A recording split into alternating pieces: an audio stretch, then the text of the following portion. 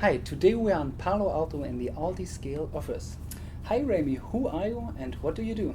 Hi, yes, I'm Raymie Stata, the founder and chief executive officer of Altiscale. We do big data in the cloud using both Hadoop and Spark. Cool. What did you do before you started this company and how did you come up with the idea for Altiscale?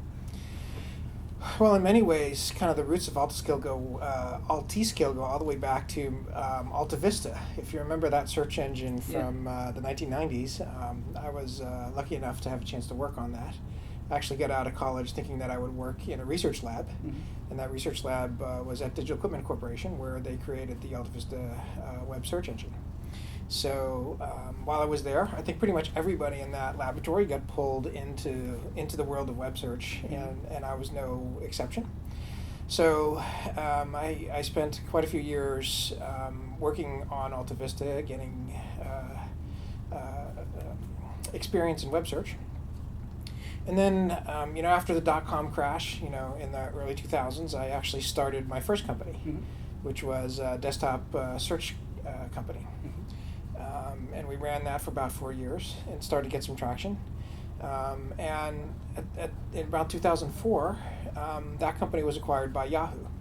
At about that time, actually slightly earlier, Yahoo had acquired a bunch of companies. They acquired Overture, and Overture, ironically enough, had just acquired Alta Vista. Okay. So Yahoo had bought in kind of all of the old tech that I used to work with through Overture. They also bought the web search assets of Fast, which was a European search engine company, and a few other assets. So they were building up search technology to go compete head-to-head with Google. And a little after those major acquisitions, they decided they wanted to have some desktop search as well, so they acquired my company. So that was 2004, and in the history of Hadoop, that was a significant year. That was the year that the MapReduce paper was published from Google. And for people in the search world, that was a really fascinating paper. I think for us, the basic technique that they were using, which was kind of a cluster-wide search, was something that pretty much everybody in the search world had developed in a way. But the MapReduce paper took that basic technique and put it in a very elegant package where the mechanism of the MapReduce paradigm was very clearly separated from the application code. And so one could very easily develop and improve the framework code, the hard distributed systems part, if you will, independent of the application code. And that very clean separation, I think, was missing in most of the search world. So it got our attention for sure at Yahoo, and I think at other search companies at the time. But what was fascinating about that paper as well is it kind of got the attention of, I think, a broader universe. At that time, Google was certainly in ascendance. People were beginning to think, there's some magic over there. They must know something we don't know. And so that paper, I think, was seen as kind of like an insider's look, into the magic of Google. And so there was a lot of very broad kind of fascination with that paper. Interestingly, other search engines, there were at that time a little bit more competitive in the world of search. So there were other search engines. I think other companies were interested in doing better than Google, right? So they all kind of embarked on these very ambitious internal projects to do something better than Google. But there were a few of us at Yahoo where we said, instead of trying to out-engineer Google, maybe what we can do is demystify this a little bit, and by basically taking that concept and implementing it in open source. And I had known Doug Cutting kind of prior to getting to Yahoo. We both did some work with the Internet Archive, and I'd got to know his work with the Nutch Foundation. At the time, he had his own foundation. And so was able to get Doug to come work at Yahoo first as a contractor and then ultimately as an employee. And we decided, we're going to do kind of the open source MapReduce. And that complemented well work that was already in place in the Nutch search engine, where they had also implemented this thing called the Google File System. So that was kind of how Yahoo got involved with Hadoop. And I think Yahoo over the years, made massive investments in Hadoop that really made it the enterprise kind of strength software that it is today. So that was kind of actually just the very beginning of my tenure at Yahoo was kind of getting that project underway. Through the years at Yahoo, I had a number of positions. So, I started in the algorithmic web search team, where I was the chief architect of that team. And then over the years, I was the chief architect of the search and advertising team, and then the chief architect of all of Yahoo, and ultimately became the CTO of Yahoo. And, as I got kind of broader and broader responsibilities at Yahoo, I helped drag Hadoop kind of along, with me to be used in kind of broader and broader use cases across Yahoo. And as a result, by the time I left Yahoo, we had a very large central installation of Hadoop, 40,000 nodes of Hadoop, over 1,000 users, being used for a very wide variety of use cases. When I started thinking about leaving Yahoo, since I had a lot of experience, with Hadoop inside of Yahoo, I took a look to see, hey, what's it like to use Hadoop outside of a company? Not just Yahoo. I mean, I knew how folks were using it at Facebook, and Twitter wasn't so big at the time, but eBay, and it was the same model, right? A large central cluster run by a very competent professional team. Outside of those large internet companies, what I saw was something very different, which was these small clusters, 20 nodes. Very often they were being supported, if at all, by an operations team. It was kind of like a discretionary effort, right? They weren't really full time. Usually there were other production activities that had more of a priority. So the users of these clusters were often kind of stuck dealing with problems on their own. And one of the things that I didn't fully appreciate until I left Yahoo and started to look outside Yahoo is just how much internal support our end users had for using Hadoop. So if something went wrong and they were not sure why, Hadoop likes to throw stack traces, for example, every time something goes wrong. At Yahoo, people could just turn, say, hey, have you seen this before? And, there was a lot of people inside the company that had used it and had experience, could answer those questions. And ultimately, the central team that was operating Hadoop kind of had seen pretty much everything that could ever go wrong, and so could always answer a question for you. Again, on these small kind of 20-node self-serve clusters, it was a very different experience, and people were spending days literally kind of searching the web, desperately asking questions in these email forums to kind of get some help and figuring out what's going on. So in kind of contrasting that experience, of those large internet companies where they had that kind of professionally run large-scale Hadoop clusters to what I was seeing in industry,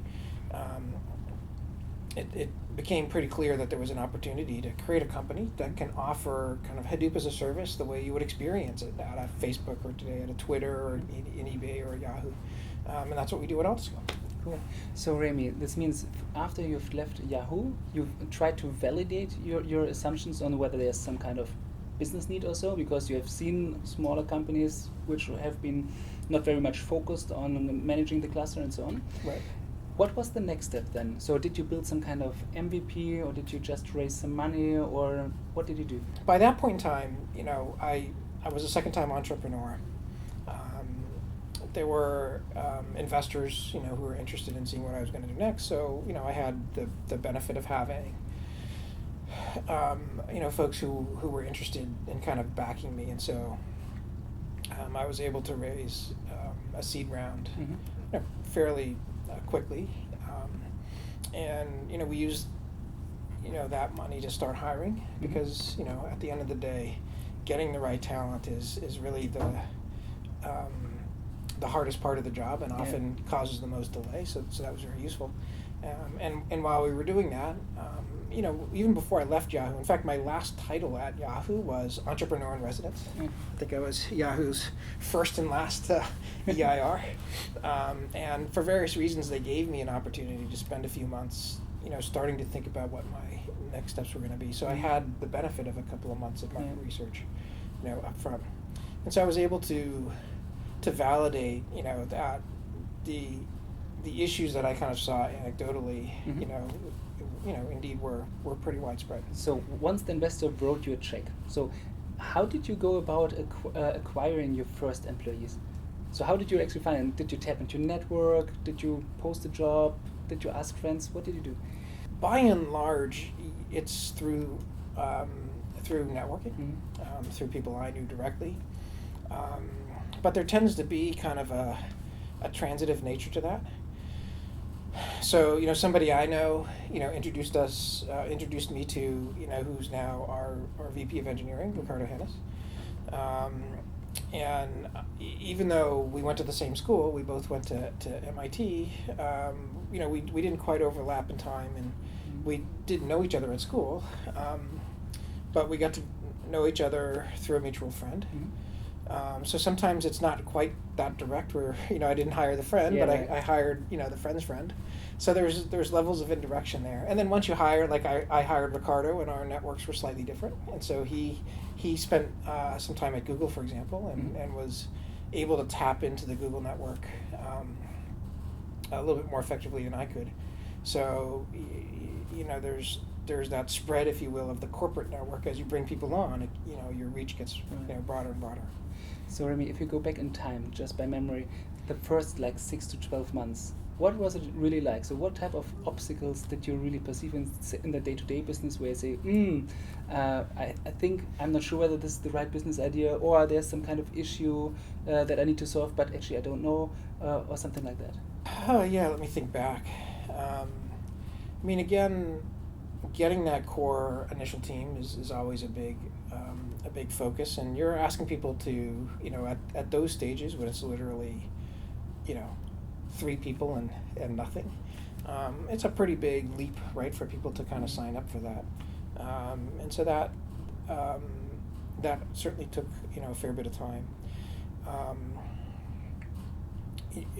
Altiscale is a bit unique as a technology company where, a lot of technology companies, you've got some idea for some core IP, and so you hire a bunch of developers and you all kind of go away, and you work on that IP for 6 months or so, and you really kind of develop this, relatively small, compact kind of, piece of software that, is really great in some dimension, and then you go out and you start to use it, and then you spend the next 7 years kind of, putting layers of gunk around, that beautiful center.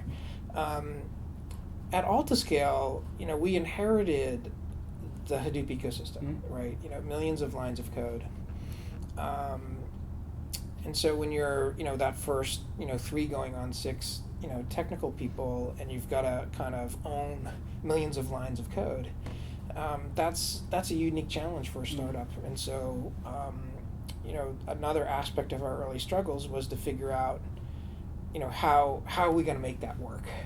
And where are we going to start? Because it felt like the problem was so big. And there were some false starts. One thing we ultimately decided to do was to, restrict how much of the Hadoop ecosystem we would start with, with the idea of growing over time.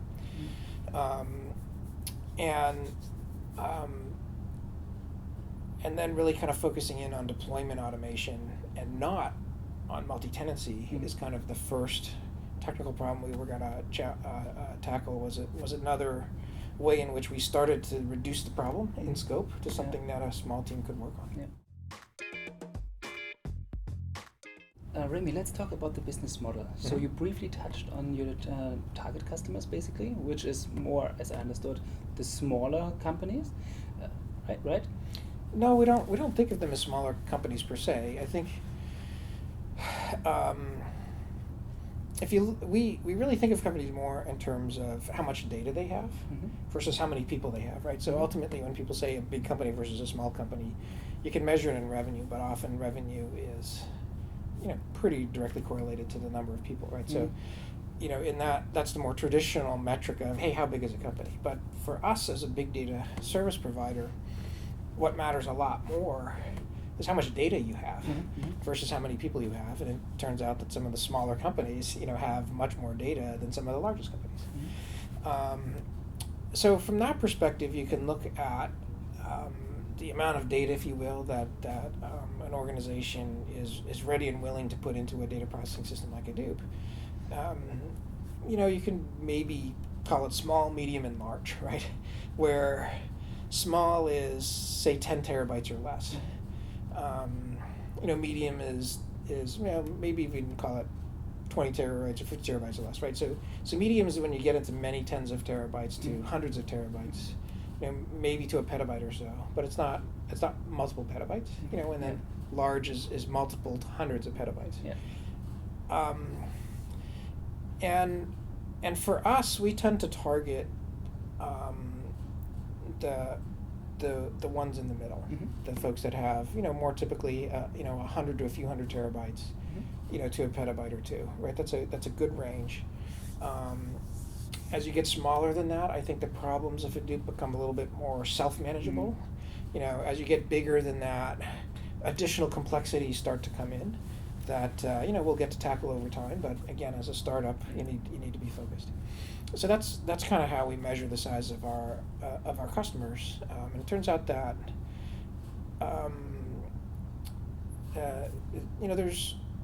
it's a good swath of companies, and it covers some of the largest companies in the world, and it covers some of the smallest ones. It's kind of all over the map in terms of how big the company itself is. And Raymie, can you briefly describe what is the value proposition that you are delivering to those kind of target customers? Sure. Well, at those scales, right, when you start to get into kind of 100 plus terabytes of data, maintaining your big data infrastructure, if you will. In our case, that's kind of anchored in the Hadoop distributed file system. The Hive Metastore actually is an important component, and then Spark and Yarn kind of sitting on top of that. So that's kind of the core platform. As you get to that hundreds to many hundreds of terabytes of data, keeping that operating well, and keeping in particular, keeping jobs running fast and running reliably, right, completing successfully, turns out to become harder and harder as you scale up. And I think it's just the nature of distributed systems, right? There's this kind of exponential issue where as you add more and more pieces, it gets exponentially more difficult to keep it all running reliably. And so the value proposition of Altiscale is to keep your big data infrastructure running well, as you grow, as you scale, allowing our customers to focus on what they're doing with Hadoop, and not get wrapped up in, running it day to day or worrying about how they're going to grow it over time, which itself is a significant issue. But still the customer is writing the jobs, or are you supporting him writing the job? Or is it only that you are trying to have some kind of maintenance or monitoring on whether the jobs are running correctly or not? That's a good question. I think that what we do not typically do is actually write the jobs themselves. Either the customers do that, or there's lots of software services companies out there who will help you write big data applications.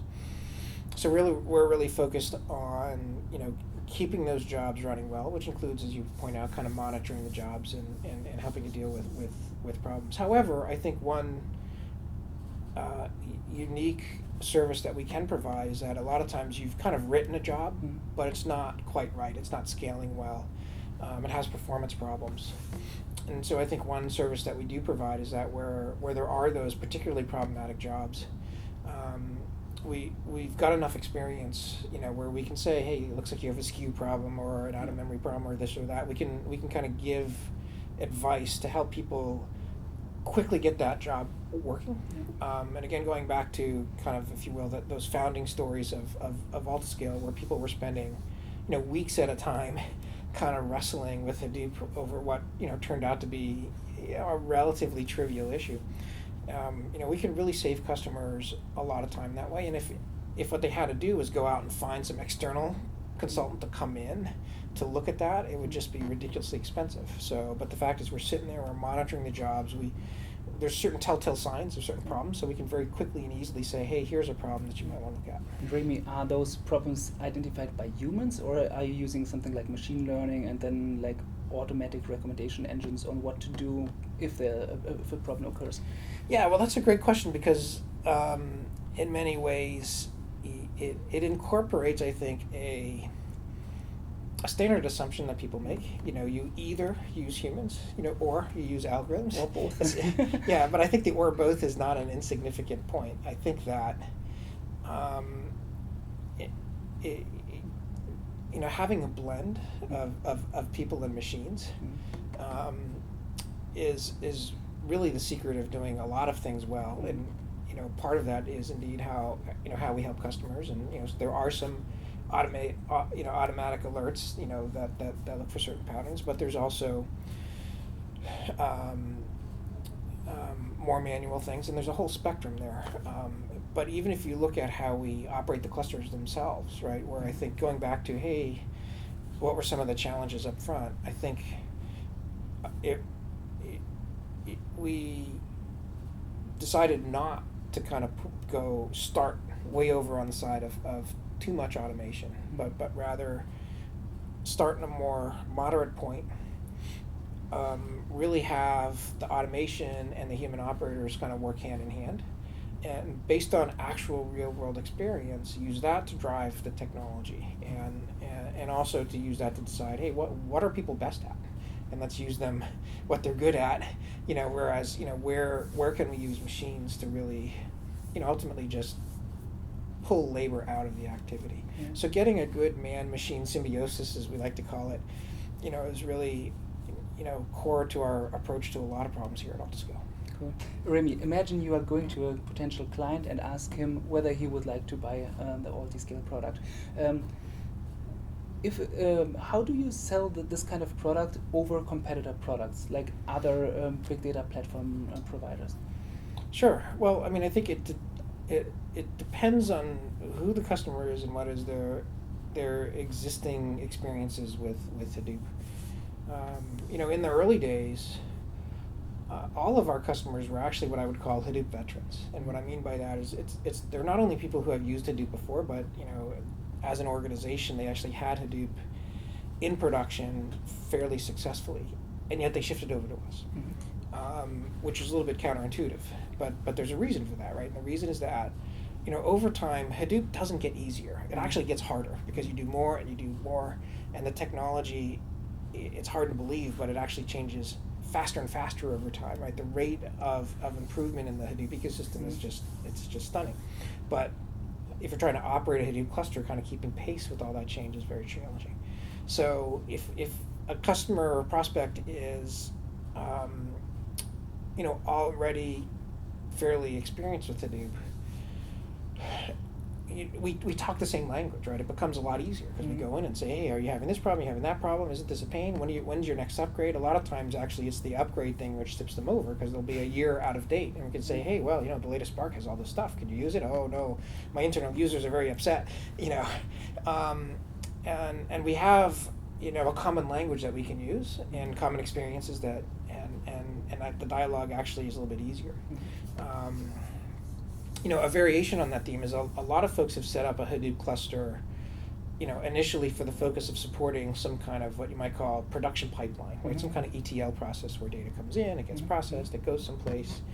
The cluster was originally kind of set up to just do this very mechanical thing, and that software itself is not evolving very quickly. So the people in charge of the cluster view it as in maintenance mode. But then what happens is some data scientists start to get on, because the data that's running through those pipelines is very interesting to them. And before you know it, you've got a bunch of data scientists who are trying to use this cluster, and it's not working because it wasn't set up for interactive use. It doesn't have the tools that they want to use. And they find themselves kind of frustrated that they don't have, the kind of data science environment that they really like. So, there are two we can kind of relate to the actual grounded experiences that they have. And a lot of times say, hey, why don't you get a separate data science environment, do that at Altiscale, and leave the production one. That's fine to have two, and that's fairly successful for us. Where I'll think it has been more challenging is for organizations that are new to Hadoop, right? They're saying, hey, I think we ought to do Hadoop, and in those contexts, they don't know what they don't know, right? They don't know how complicated Hadoop is going to be. They think of it more as a traditional software application where, in the first year or two, it's a big pain and you've got to pay consultants a lot of money. But, once you get over the hump, it becomes easy, right? It kind of goes into maintenance mode and we can be done with it. and educating those customers that it doesn't look like that, it just actually gets worse and worse. Becomes a challenge to us because they don't have those experiences, they don't have that vocabulary. Fortunately, since we have those earlier customers, we can use them kind of to provide some degree of testimony, and that helps. And over time we've been working on other ways to help educate people who are new to Hadoop that they should really think twice before they get too deep into running it themselves. Raymie, so thinking about the Hadoop ecosystem, what are, from your perspective, the biggest misconceptions or mistakes the end users or companies are having or doing when they are interacting with Hadoop? You briefly touched on one, yeah. But yeah, I mean, obviously for us, we think mistake number one is running it yourself. Let the experts do that for you. It'll save you a lot of time and effort. I think that putting that one aside, I mentioned before, right, that the rate of innovation in and around Hadoop is quite high. And I do think that another mistake people make is that they think they need to have the very, very, very latest, and a lot of times, like, the latest new project that gets announced is really not ready to be used in a production way, so I think that's actually another fairly common mistake. I think another mistake that people have is they don't understand very well what I would call the performance characteristics of various components. So they understand the functional characteristics, right? I put this query in, I'm supposed to get those results out. But they don't understand the performance characteristics, like, depending on how much data is in the table, for example, if it's a query, is there skew in the data? There's a lot of factors that will determine what kind of performance you're going to get. And I think there's this unrealistic expectation that, hey, it's just going to be fast for everything. And they don't engineer around their applications around a realistic expectation for what can be done. I think HBase actually is a particularly kind of challenging technology in that regard. I think it's great in many dimensions, but I think people tend to think that it can do anything, and it can't, and they can get themselves in trouble. So understanding what are the performance characteristics, making sure, and the failure characteristics to some degree, and making sure that you engineer your application around those instead of making unrealistic expectations is another important kind of lesson for first-time Hadoop users. Cool. So Raymie, over the last 2 companies that you started, what have been the major learnings that you got and that you can share with other people interested in becoming an entrepreneur? Well, I mean, I think one thing that you'll hear over and over again, and yet in some sense you can never do enough of it, is like the more you can talk to and engage potential users of your product, the better off you are, and there's no point in diminishing returns there, and so I would say, that would go to the top of the list, because I think people always think they've done enough of that, and yet myself is no exception to that, and yet if you push yourself a little bit harder, you find out, wow, this is even better. So I would say, never be satisfied, right, with the amount of customer input you get. I think on a related note, what I've noticed, in fact, if you compare, I've also kind of consulted with and otherwise been involved with startups in various capacities, going back for many years actually. And one of the things that I've observed is, I think the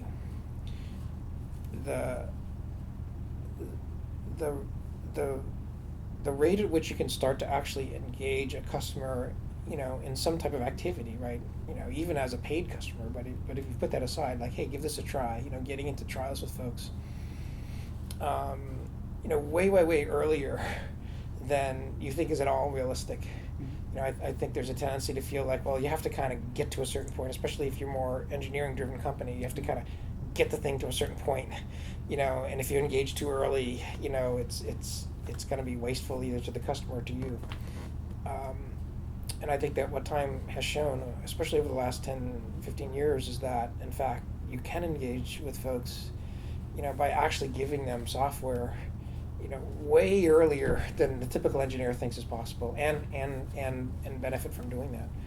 So I think that not only talking to a large number of customers early on, but I mean, here you have to be a little bit mindful, right? You can't do too many of these, but engaging in, with one or two, almost from the very beginning, is really, really critical as well. When did you start engaging with customers? When did we start engaging with customers? Now, let's see. I'd have to go back. The first, I don't know what the timing was. I do think it was probably like 6 to 9 months into starting. So pretty early, but maybe we could have been even faster. But it was a nice little tiny startup itself. It was actually a hedge fund, a startup hedge fund, and it was interesting because they had not that much data. It was less than a terabyte. But they were expecting, that was a sample of a much larger data set they were going to get, which would have measured in, a few tens of terabytes. Still not huge. And they were expecting that to come any minute now. So they were a little bit in a panic, like, okay, we got to have our, and they were, as a hedge fund, it's a perfect customer for us because they were not at all interested, in running Hadoop. They, any smart people they want figuring out trades, not fooling around with Hadoop, which is actually not the case in many other companies, where if you got a smart people, in some sense, smart people get bored in a lot of companies, and so you throw them on Hadoop to keep them challenged, right? And so that can sometimes be a challenge for us because we're saying, hey, I know that's interesting, but let us take that away from you and you find something else to do. At hedge funds, that's not an issue, right? So it was a great first customer for us. Another thing that was great about it is that this alleged tens of terabytes of data that was going to show up any minute now actually did. It took a couple of months for that data to show up. So we had time to kind of get seasoned and to get ready for that larger data set. What other type of advice can you provide, Raymie? As I indicated, on the one hand, I was lucky to have a little bit of a track record and therefore the ability to raise money up front. But I think that's a mixed blessing. As soon as you raise money, there's a clock, right, that starts to tick, and people want to say, okay, how many customers do you have? I think a more modern, quite honestly, kind of approach is for 2 to 5 people to really take a year, somehow, figure out how to make that work for themselves personally from a financial perspective, but to really take a longer period of time to find that idea, to do the kinds of things that I was talking about, which is to talk, to an inordinate number of people and to maybe even engage in a couple. So I think all things being equal, in this regard, I'd suggest, doing something a little different from what I did, which is to be a little bit more kind of patient in the beginning phases. One thing that I am happy that I did, it might seem a little bit mechanical, but in both cases, I took time to educate myself on some of the, you might call it the formalities of running a company in terms of, getting the IT paperwork in place, getting a documentation system in place, having your records in good shape. For example, if you go down the path I just recommended, which is, hey, you spend a year doing stuff, and you find pay dirt, like, okay, here's this thing, and you find an investor that wants to go in, they're going to put you through a due diligence process, right? And if you had all your friends come in and hack on the weekends, and there's no clear kind of ownership of the code, and there's no records or anything like that, you could find yourself, either spending a lot of time trying to put all that back into place, or taking a lot of risk, right? Where essentially you say, hey, I promise that, if my friend who came hacked for that weekend comes and sues the company after we become $1 billion company, I will own that, and I will take all of that risk, which is not a good thing either. So I think while I would recommend, not necessarily getting in, being in a big hurry to, raise a lot of money, and kind of grow the company, without seasoning your idea, I would say, getting the formalities of the company kind of in place early on and being very clean, with respect to your records is important. Raymie, thank you so much for sharing Sure. the knowledge. My pleasure. And if you are a company with lots of data, but actually you don't want to bother managing them yourself, check out Altiscale. Thank you.